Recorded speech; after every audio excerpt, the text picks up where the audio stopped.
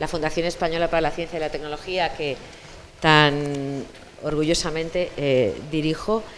Y bueno, la podemos abordar de muchas maneras, ¿no? La ciencia la podemos abordar en su relación con la sociedad desde el derecho a la ciencia, porque no sé si lo sabéis, pero el derecho a la ciencia es un derecho humano, como el derecho al agua, como el derecho a la vida incluso. Lo podemos abordar desde la importancia que tiene la colaboración en la investigación. Los investigadores no investigan solos, siempre se relacionan con otras personas de otros países, digamos, la ciencia es una red global en todo el mundo, incluso también desde el punto de vista de la importancia de la interdisciplinaridad. Los problemas complejos solamente pueden ser solucionados mediante la visión de muchas disciplinas, no de una sola. Esto lo hemos visto y lo hemos vivido y sufrido, entre comillas, también en la pandemia que hemos vivido y estamos viviendo todavía. La comunicación de la ciencia en España está amparada en el marco, digamos, de la política del sistema de ciencia español de I+D+I por la ley de la ciencia, la tecnología y la innovación, que, como sabéis, está en proceso de ser aprobada su reforma. Falta la vuelta al Congreso y definitivamente su aprobación, imagino que se producirá en septiembre. FECIT es la entidad, la Fundación Española para la Ciencia y la Tecnología, es la entidad que ejerce las competencias en cultura científica para la Administración General del Estado, y su objetivo estratégico principal es impulsar una comunicación científica que sea eficaz, que sea ética, que sea profesional, referida a públicos muy diversos. Es algo que no hemos tenido en cuenta en las últimas décadas en la comunicación científica. El público de la comunicación no es un público general, hay muchos públicos diversos. Desde FECIT, digamos que el impulso más importante que aportamos a la comunicación científica es la convocatoria de proyectos de cultura científica, tecnológica y de la innovación, con todo lo que ello supone de apoyo al sistema para que se realice divulgación científica desde el propio sistema. A lo largo de la historia de esta convocatoria se han impulsado miles de actividades de comunicación y divulgación realizadas en todo el territorio nacional, y además es la única convocatoria con estas características que existe hoy en España. Yo, como ha dicho Jesús, me encantaría volver al presupuesto en este caso no del 2010, sino incluso del 2007, que la convocatoria llegó a tener una dotación de 7 millones de euros. Ahora mismo vamos a llegar a casi vamos a rozar 5 millones para la próxima convocatoria, y espero poder ser capaz de ir incrementándola, porque de lo que se trata es de impulsar que la divulgación y la transferencia de conocimiento se realice desde el propio sistema hacia los ciudadanos, y no que tenga que ser una entidad pública la que la realice. Yo creo que hay que establecer determinadas estrategias y dinámicas que permitan capacitar y empoderar a los ciudadanos y a las organizaciones civiles para que la divulgación no se quede solo en una mera transferencia unidireccional, ¿no?, de información o de transferencia de datos o incluso de cultura, sino que ese tipo de relación entre la comunidad científica y la ciudadanía sea una comunicación o una relación de diálogo, ¿no?, y de debate y por tanto de participación también en las decisiones de política pública o en las decisiones del sistema. Yo creo que los problemas que afrontamos, los problemas complejos que tiene una sociedad democrática, madura, en la que vivimos, a pandemias aparte, guerras aparte, crisis energéticas aparte, ponen de relieve, yo creo, que la importancia enorme de comprender todo lo que significa la ciencia en sus implicaciones éticas, sociales y políticas. En este caso, situándome en el punto del periodismo como la herramienta más institucionalizada que hay respecto a transferir conocimiento científico a la sociedad, en el caso de los últimos 3 años, por primera vez está observando e informando de la ciencia prácticamente en directo. No somos muy conscientes de ello, pero igual que la ciencia se está haciendo también un poco en directo, siguiendo las necesidades imperiosas que han impuesto la crisis sanitaria, el periodismo también está informando casi en directo de lo que está pasando no solo en el proceso de la investigación, también en sus resultados finales. Para mí el dato, ¿no?, más interesante es que la publicación preliminar, los conocidos como preprints, ¿no?, que es cuando se publican los papers todavía sin la revisión de la comunidad, sino más bien, digamos, como una primera aportación, en el año 21 se cuadruplicó el número de trabajos científicos que se han prepublicado. ¿Esto qué quiere decir? Pues no solo que se está investigando de una manera muy veloz y compartiendo conocimiento a gran velocidad, lo cual también deja dudas sobre la calidad de la investigación, como todos los que sois investigadores sabéis, sino que a mí me considero un gran peligro que estos preprints, cuando caen en manos de periodistas, son estudios no revisados todavía. Muchos periodistas carecen del conocimiento necesario sobre el sistema de publicaciones científicas, e incluso algunos, aun conociendo ese sistema, no tienen demasiados escrúpulos en sacrificar el rigor por los clics, ¿no? Yo creo que es oportuno en este foro mencionar que muchos periodistas han abordado por primera vez en su vida información científica.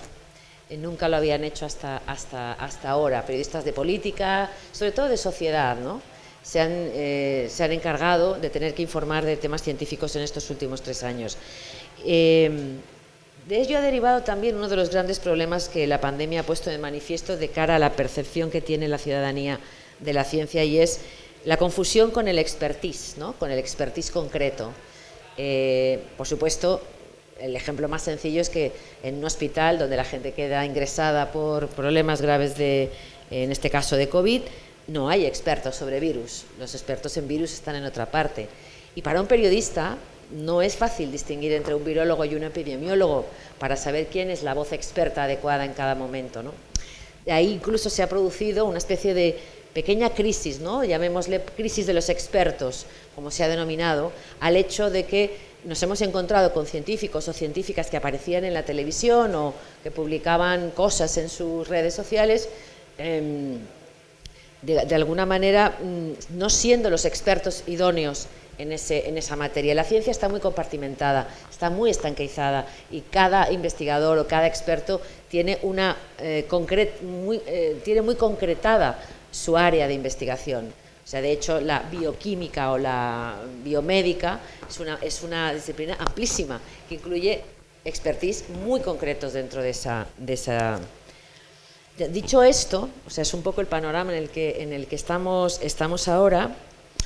Yo creo que es muy necesario trabajar precisamente en que esa cultura científica impregne a todo el tejido social, de manera que todos seamos capaces de distinguir cuáles son las informaciones que se pueden tomar como informaciones basadas en la evidencia científica, o todas aquellas que son especulativas. Esto lo hemos detectado desde hace 20 años, en que FECIT, la Fundación, empezó a hacer la encuesta de percepción social de la ciencia. Hemos ido detectando cómo se ha ido evolucionando la percepción respecto al valor de la ciencia e incluso a la confianza en la ciencia. Tengo aquí algunos datos. Bueno, antes quería comentaros que me ha encantado el título de la... Bueno, el curso es magnífico, o sea, es maravilloso. Yo me hubiera apuntado como vosotros y estaría sentada ahí los 3 días, porque me parece un enfoque magnífico, y además me parece también, y estoy muy satisfecha de que hayáis querido empezar, Jesús, en este curso con lo que es primero la percepción ciudadana, ¿no? Estamos hablando de bajarnos al barro y ver qué pasa por las cabezas de las personas que luego votan o que luego demandan más inversión, ¿no?, en ciencia. Y me gusta la palabra apreciación, y me permití hacer una pequeña cuestión. Me gusta la idea de hablar de apreciación frente a percepción. Yo soy filóloga, con lo cual veréis aquí un poco mi deformación profesional por las palabras y su significado. Cuando hablamos de percepción social, que es la encuesta que hacemos, es una mirada muy científica, porque estamos hablando de cómo se cómo el cerebro, digamos, interpreta lo que percibe con los sentidos. Sin embargo, la apreciación tiene un elemento más cualitativo, que es que se percibe para valorar, se percibe para ver si esto nos parece bien, mejora o no mejora. Así que felicitaciones por el título, no lo puse yo, lo pusisteis en el curso y creo que es un matiz interesante. Respecto a la encuesta, voy a seguirla por aquí porque no sé si lo voy a ver muy bien. Bueno, de todas maneras os pasaré el PowerPoint porque hay bastantes datos, aunque los tenéis colgados en la web de CECIT, todo lo que es la ficha técnica de la encuesta y todos los datos desagregados.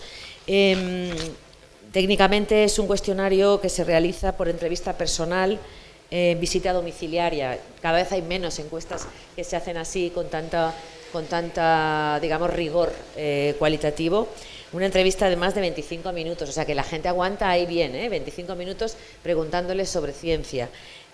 Son personas de 15 años en adelante, residentes en España, y son 7.900, casi 8.000 entrevistas las que se han realizado como muestra de la última encuesta.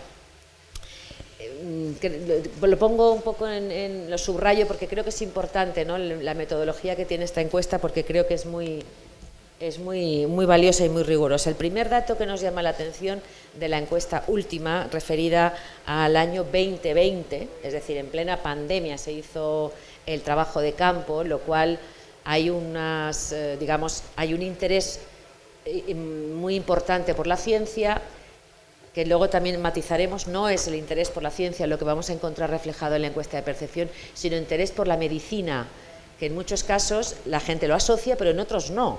En otros separan la parte de medicina, por tanto, atención médica, y en otros, cuando se refieren a ciencia, hay personas que están refiriéndose en este momento a la investigación en vacunas, por ejemplo, o en tratamientos.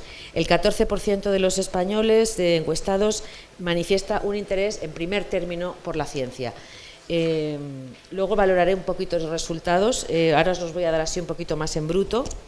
En el caso entre hombres y mujeres hay una diferencia importante, sobre todo en la franja de edad entre 15 y 24 años, es las personas más jóvenes.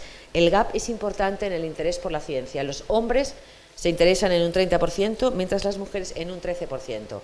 Esto tiene una traducción bastante evidente cuando hablamos de presencia de mujeres en áreas STEM o en áreas tecnológicas o de ingeniería. O sea, tiene una relación no exactamente directa, pero nos contextualiza bastante bien. Veis que las mujeres siempre tienen un poquito menos o manifiestan un poquito menos de interés, pero corre en paralelo en las diferentes edades, salvo, como os decía, entre los más jóvenes. Bueno, aquí hay como no lo vais a ver muy bien porque está lejísimos, simplemente deciros que en el caso de, si diferenciamos ciencia y tecnología frente a salud, pandemia, medicina, hay una diferencia importante entre mujeres y hombres, donde la percepción del interés por la medicina, los cuidados, la salud y el bienestar es más alto en las mujeres que en los hombres. Es decir, así dicho a lo bestia, sería: los hombres están más interesados por la ciencia y las mujeres por la aplicación de la ciencia en el área de la salud. Esto puede ser previsible, pero lo podemos constatar. Siguiente. Hay una percepción muy interesante en esta última encuesta, que no tenemos los datos de las anteriores, pero ha incrementado la visión que os digo ahora. A la pregunta ¿cuál cree usted o cómo cree usted que está España respecto a otros países en ciencia, ¿no? Pues el 63% de las personas creen que España está más retrasada que otros países. El 19% que está al mismo nivel y el 7% que España está más adelantada que otros países en ciencia. O sea que hay un 7% ahí de optimistas y con gran fe. Respecto a la inversión en ciencia, fijaos cómo de una manera aplastante hay una demanda clara de inversión en ciencia. Pero fijaos que en este gráfico se ve quién tiene que hacer esa inversión. Si el Gobierno de España, las comunidades autónomas, la administración local o las empresas privadas.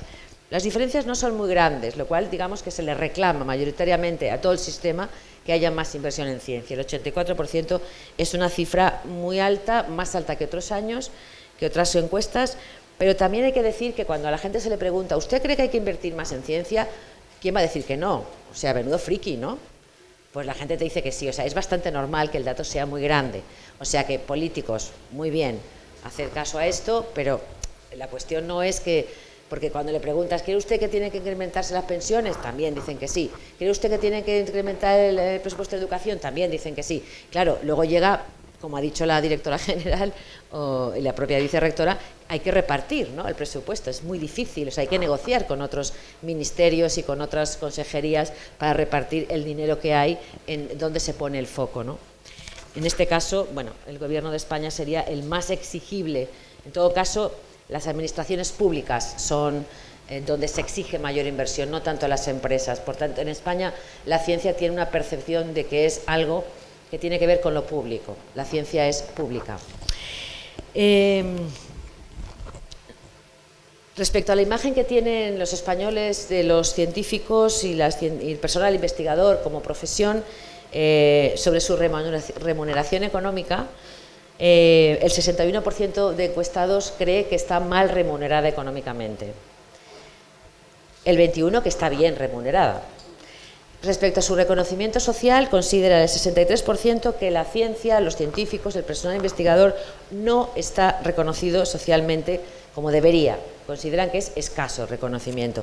Y un 28% creen que tiene un alto reconocimiento social. Bueno, son datos que, desde el punto de vista sociológico, veréis que son contradictorios con la percepción de cuál es la importancia que tú ves a la investigación o a los investigadores, y sin embargo crees que están mal reconocidos, cuando tú mismo acabas de decir que los reconoces como una profesión de valor. Esto sería, digamos, ahora mismo el ranking en el que están las diferentes profesiones vistas desde la percepción. El 1,5 puntos sería el máximo reconocimiento de las profesiones, y 1 sería el mínimo, ¿no? Como veis, el máximo reconocimiento 4,74 es para los médicos, las médicas, profesores, profesoras el 4,49, y los científicos, científicas en tercer lugar. Luego, después vienen ingenieros, empresarios, jueces, sociólogos, periodistas, políticos, religiosos. O sea, los políticos y los periodistas, donde creo que estoy un poco más en ese área, gestores, pues estamos muy mal vistos. O sea, que en las familias se están mucho más orgullosos si tienes un hijo que quiere ser científico que quiere ser periodista. Esto es un poco la derivación más burda, ¿no? Esta pregunta es muy curiosa, siempre me ha llamado la atención. La pregunta de: ¿usted le donaría dinero de manera desinteresada a la ciencia? ¿Daría usted dinero, donaciones? Curiosamente, en el año 2020 hubo una explosión enorme de donaciones económicas particulares, especialmente para la investigación en vacunas. Casi todas fueron todos querían dar dinero al CNV y al CSIC, y era como, a ver, lo que necesitan es tiempo, más que dinero. Necesita tiempo, paciencia, y necesita macacos, no sé, pero dinero. Entonces fue como tremendo. Yo a veces llamaba a CNV y decía: oye, ¿cuánto dinero os ha llegado de todo lo que... O sea, ¿qué vais a hacer con todo ese dinero, no? Entonces Luis me decía: pues no sé qué dinero que yo no le veo, a mí nunca, no me ha llegado nada todavía. Y bueno, anécdotas aparte, es curioso que el 31%, mejor dicho, el 27% de las personas encuestadas darían dinero a la ciencia. Esta me encanta, que es la del 31%, que dice que daría dinero si tuviera. Lo cual es una pregunta, es curioso, ¿no? Porque es un poco un cierto postureo, ¿no?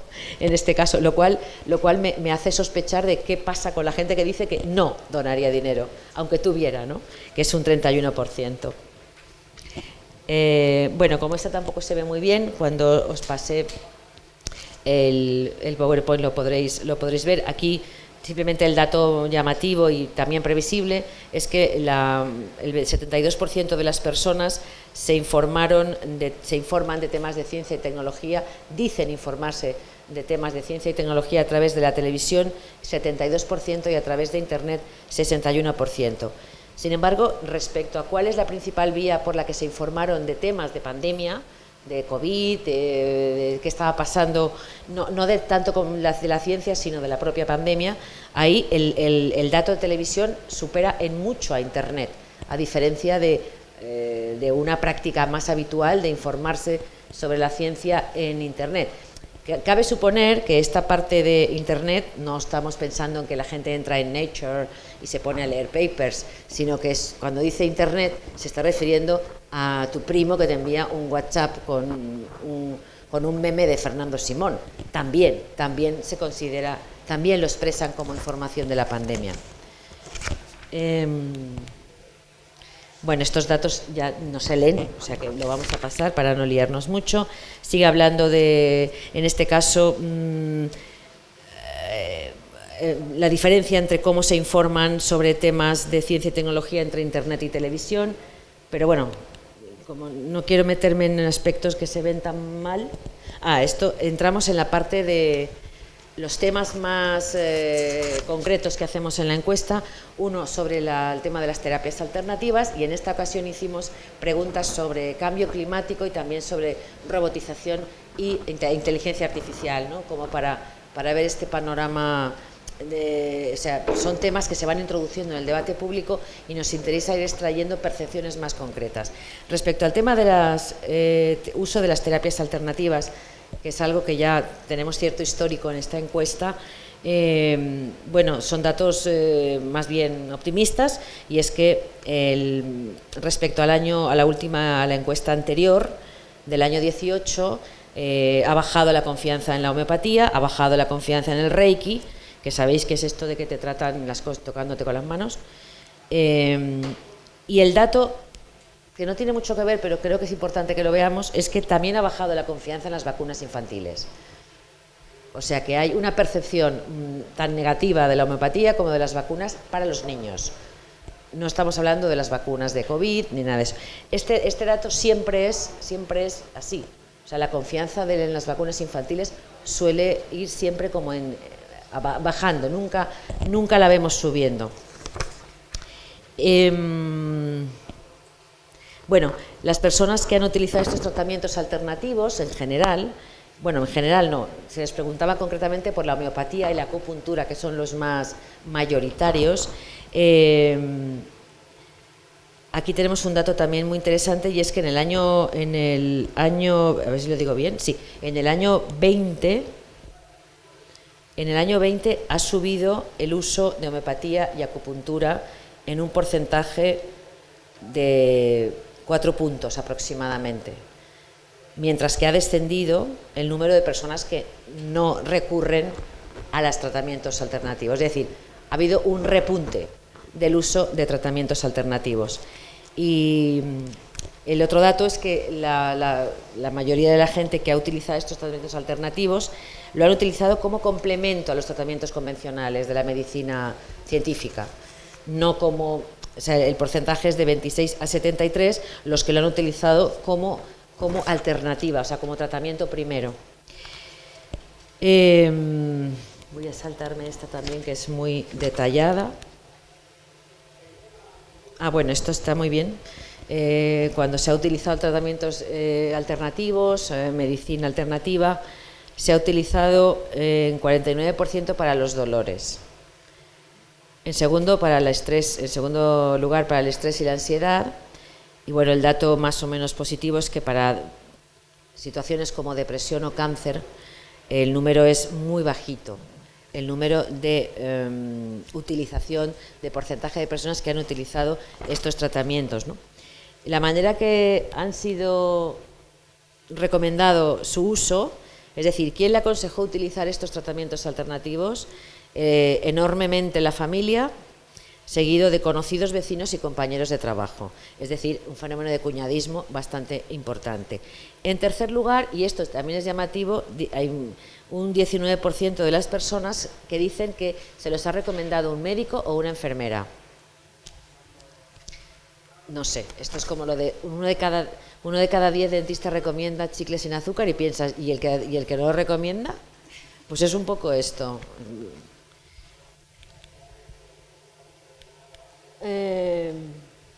Respecto a la robotización y la inteligencia artificial, el 52% de los encuestados consideran que los riesgos superan a los beneficios en el hecho de introducir robots en los puestos de trabajo. Los riesgos superan a los beneficios. Riesgos, supongo, laborales, no creo que se refiera a riesgos físicos, ¿no? Sin embargo, el 34% considera que los beneficios superan a los riesgos en la introducción de robotización en el trabajo. No es una mala cifra. 34% de personas que consideran que los riesgos superan a los beneficios es una cifra interesante. Quiere decir que hay cierta confianza y cierto optimismo en que la tecnología puede ser facilitadora. El uso de los datos personales en la inteligencia artificial, pues el 43% considera que hay más riesgos que beneficios y el 38% que los beneficios superan a los riesgos. Aquí estamos hablando del uso de los datos personales, por ejemplo. En España no hay una percepción de demasiado riesgo respecto al uso de datos personales frente a otros países donde los movimientos anti-uso de datos son enormes y la litigiosidad que produce el uso de los datos. Es verdad que la legislación española es muy restrictiva con el uso de datos, lo cual está muy bien, pero la cuestión aquí es que la percepción no es que haya un problema grave por parte de la mayoría de la gente. Respecto al... ¿Se considera usted suficientemente capacitado para aprovechar las oportunidades de las nuevas tecnologías? Esta no la he puesto. El 52% de las personas creen que sí, que están totalmente capacitados para introducir en su vida las nuevas tecnologías, y cuando digo nuevas no me estoy refiriendo a lo que antes decíamos nuevas tecnologías, sino a las disruptivas, ¿no? A la robotización, inteligencia artificial, etcétera. El 52% se considera preparado y el 30% que no está preparado en absoluto para poder vivir en el entorno de unas tecnologías como las que estamos hablando. Pues es lógico también que las personas que tienen enseñanza universitaria, han pasado por enseñanza universitaria o segundo ciclo de secundaria, tienen más sensación de estar preparados para ello que las personas que tienen estudios primarios incompletos o menos. El 19% de los encuestados de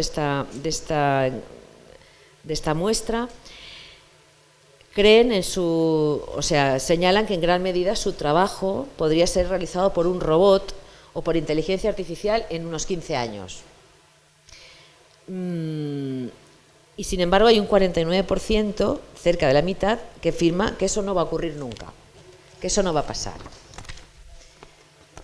Respecto al cambio climático, que es otro de los espacios que estuvimos analizando en esta última encuesta, un dato interesante y yo creo que importante es que el 83% considera el cambio climático como un problema grave, muy grave o bastante grave. El 66% considera que el problema del cambio climático se debe principalmente al elevado nivel de consumo. Es el dato más mayoritario. Hay otras personas que opinan que se debe a que no ha habido nada especial, que simplemente ha existido siempre el cambio climático, pero que ahora se habla más de ello. Y el 12% que el problema del cambio climático se debe al desarrollo de la ciencia y la tecnología. Yo quiero entender aquí que la tecnología y la ciencia no han sido capaces de llegar a solucionarlo. No creo que sea la ciencia y la tecnología los que hayan provocado el cambio climático, no creo que sea eso. El 47% de la muestra considera dice haber hecho algún gesto importante respecto a la lucha contra el cambio climático. En este caso, el 47% ha dicho que ha comprado o dejado de comprar productos que por cuestiones éticas o que favorecen el medio ambiente. Es un porcentaje enorme. El 27% dice haber hecho acciones de tipo colgar imágenes o vídeos en redes sociales como en un activismo un poquito soft. En un activismo ya un poquito menos soft, el del 22% son gente que ha firmado manifiestos por cuestiones ambientales o climáticas en Internet. O sea que le ha costado nada. Soft. Y luego hay un 10% de personas que dicen haber participado en alguna manifestación o protesta contra el cambio climático. Esto ya es un activismo más hard.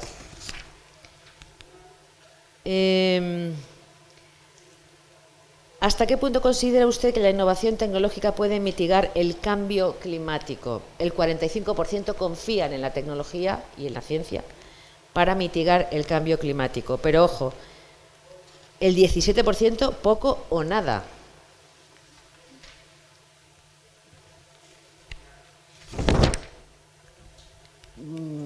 mientras sigo, aquí hay una... Quería poneros esta gráfica que no tiene nada que ver con la encuesta de percepción, pero es una gráfica que ha publicado la OCDE, donde se ve la confianza en el gobierno y la confianza en la política. Aquí es donde cruzamos y macheamos los datos de la ciencia, la política científica. Como veis, hay mucha más gente que confía en la ciencia más que en el gobierno, y luego veis cómo son los trasvases entre las dos confianzas. A mí me parece lo voy a dejar ahí para que vayáis un poco, si queréis, pensando en ello, o porque os quería seguir comentando, a ver si encuentro aquí mis papeles. Sí.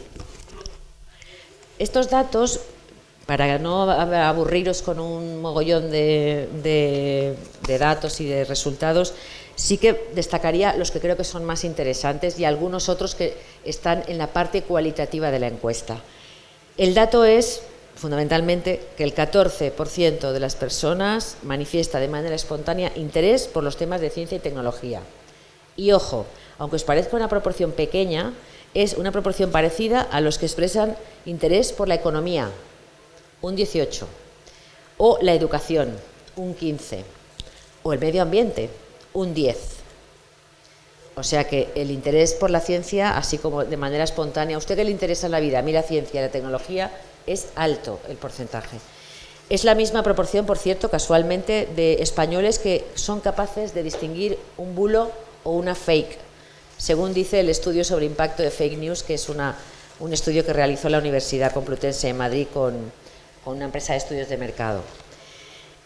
La encuesta incluye un módulo específico, como habéis visto, para indagar en la percepción social de algunos de los temas de ciencia aplicada a la salud.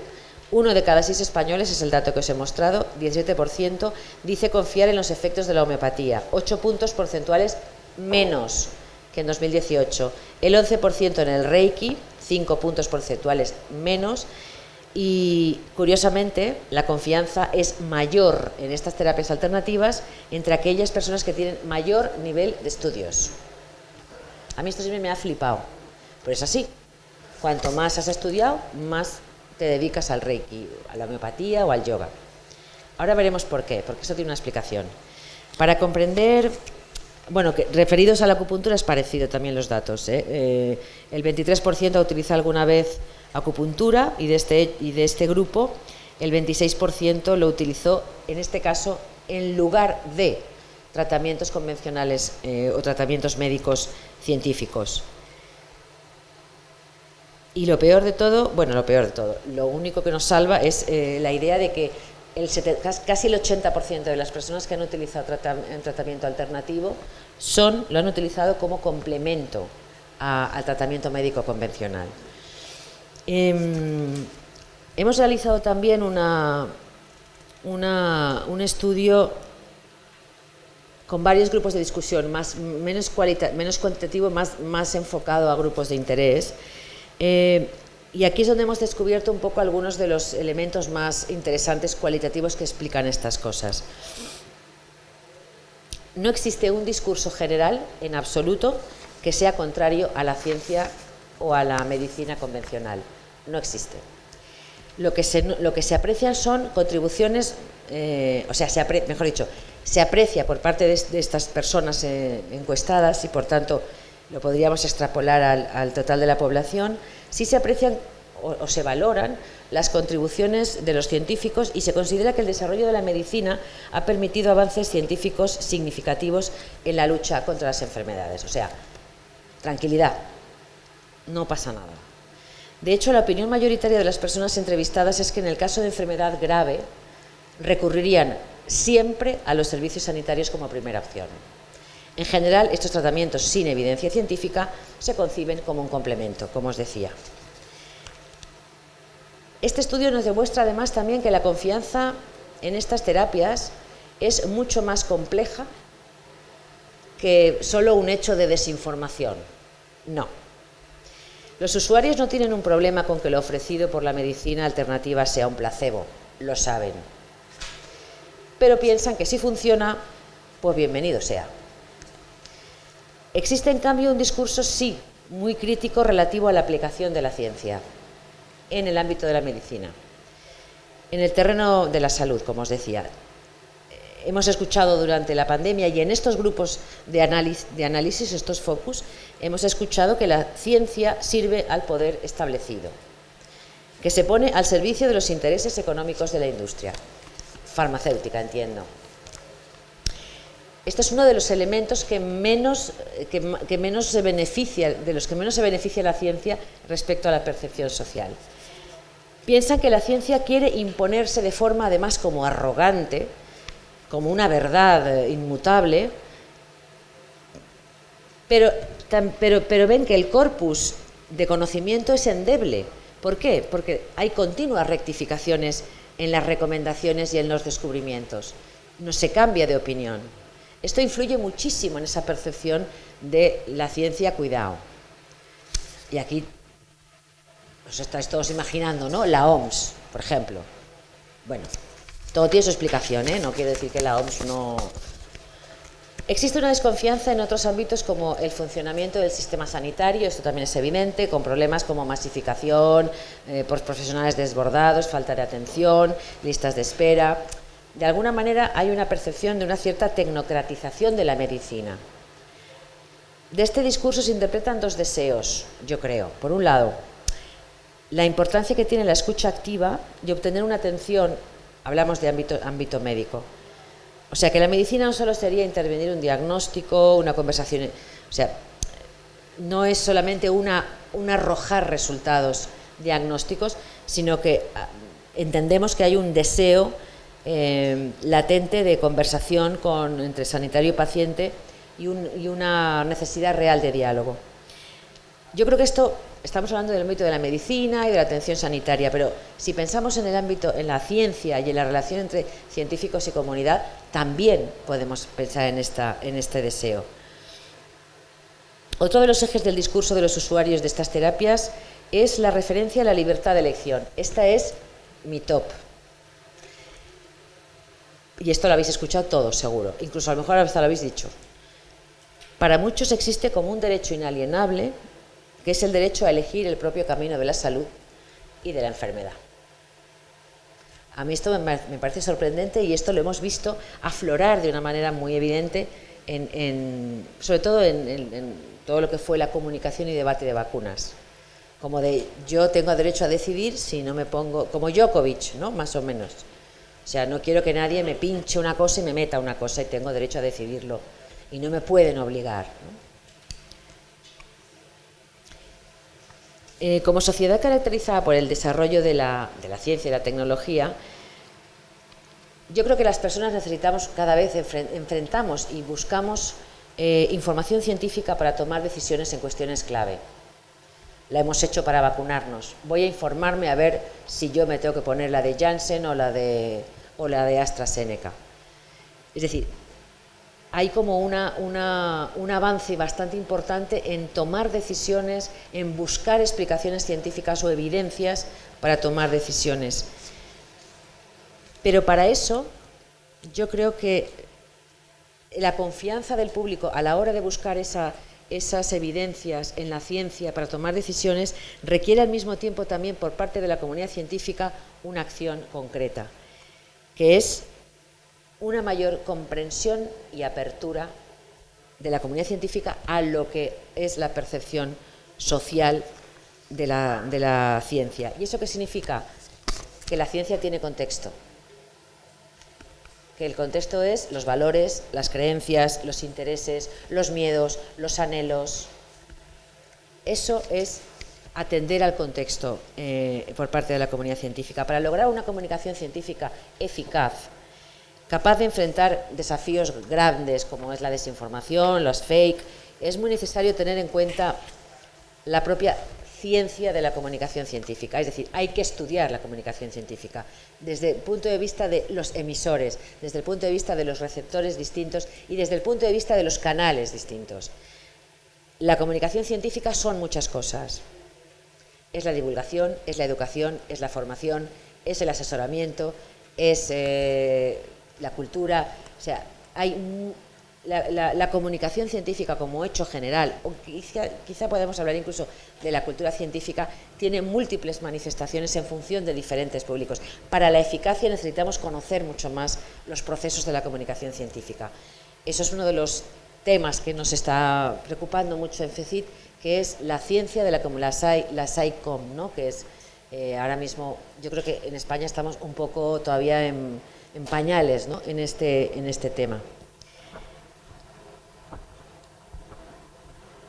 La pandemia también ha puesto de manifiesto que la comunicación científica se enfrenta a grandes retos que hay que abordar, como os decía antes, desde el conocimiento interdisciplinar, multidisciplinar o pluridisciplinar, dependiendo de cómo lo enfoquemos. Y uno es asumir, como algunos historiadores o filósofos de la ciencia han puesto de manifiesto, que es lo que os decía, ¿no? La ciencia está entrelazada con la sociedad. La ciencia no existe sin sociedad, no está fuera de la sociedad, como muchas veces se pensó, o sea, como se pensó, una práctica aséptica, ¿no? Una práctica completamente objetivadora, aséptica, fuera. O sea, si alguno estáis haciendo la tesis doctoral o la habéis hecho, como nos decía el director de tesis, no atiendas al contexto. O sea, no te dejes influir, no seas observadora participante. Oiga, ¿cómo? ¿Cómo no voy a ser observadora participante? Esto os lo han dicho seguro o algunos lo estáis diciendo. La observación participante, claro, yo como soy de área de humanidades y ciencias sociales, pues nosotros tenemos un cierto bulo, nos podemos permitir un poquito de interpretación. Philip Ball hablaba de que no entenderíamos la ciencia en ningún caso sin reconocer su contexto. Cómo se alimenta de la sociedad, de la cultura, cómo se nutre, cómo se moldea por ellas. Y de alguna manera, y yendo más adelante, cómo demanda determinadas cosas la sociedad. Ya no sería la ciencia aplicada, sino la ciencia demandada. Casi como una lista de la compra, ¿no? Lejos ya de los tiempos, ¿no?, en que la ciencia se consideraba un pasatiempo aristocrático, la ciencia hoy es social. Yo diría que incluso también es pública, en todas sus acepciones. Las ciencias sociales, además, también nos han mostrado que el fenómeno de la desinformación es mucho más complejo que un simple hecho de déficit de información. O sea, bueno, la gente no está informada y, por tanto, no. La desinformación no tiene que ver con un déficit de información, es mucho más complejo. Tiene mucho que ver con la confianza, con nuestra actitud, con nuestro momento emocional colectivo, con la identidad cultural incluso. Así que la simple transmisión de hechos aislados de los valores, ¿no?, que los alimentan, la comunicación sin escucha, el uso de un discurso incluso que señale el punto de vista crítico, o sea, cualquier punto de vista crítico, un anticientífico, un negacionista. O sea, ese discurso tan totalitario respecto a que la ciencia es lo más y todo lo demás no cuenta, también influye mucho a la hora de escoger otro tipo de informaciones más manipuladas a la propia información basada en la evidencia. O sea que los científicos ahí tienen mucho que hacer para conseguir esa conexión y esa sintonía. Yo creo que tenemos un camino muy amplio por delante para enseñar que la ciencia es un logro humano continuo, no una sucesión de verdades inmutables.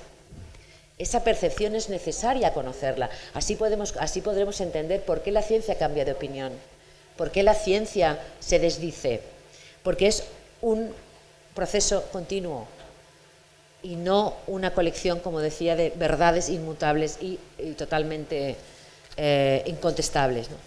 Sobre todo tenemos por delante también el reto de construir una relación, como os decía, de escucha, de confianza entre instituciones, expertos, ciudadanos, comunicación abierta, clara, confiable.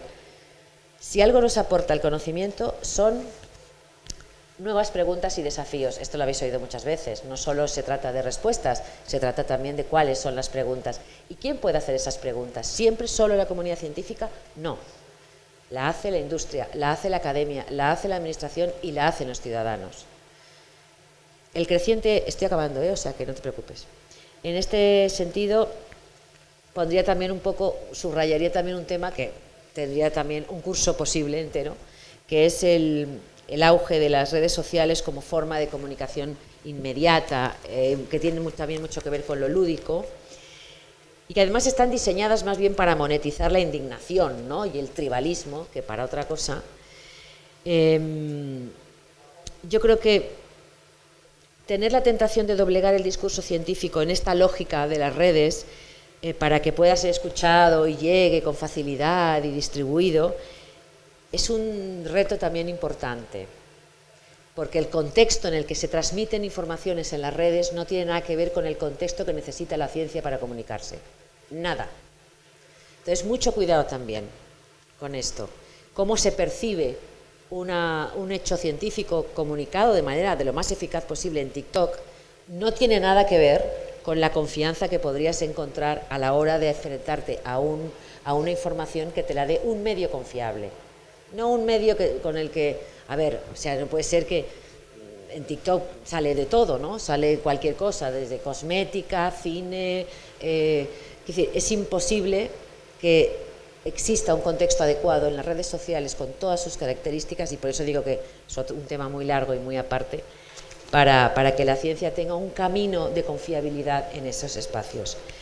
El espíritu crítico y el método científico son herramientas fundamentales para cualquier ciudadano, no solo para los parlamentarios que son asesorados por los científicos, no solo para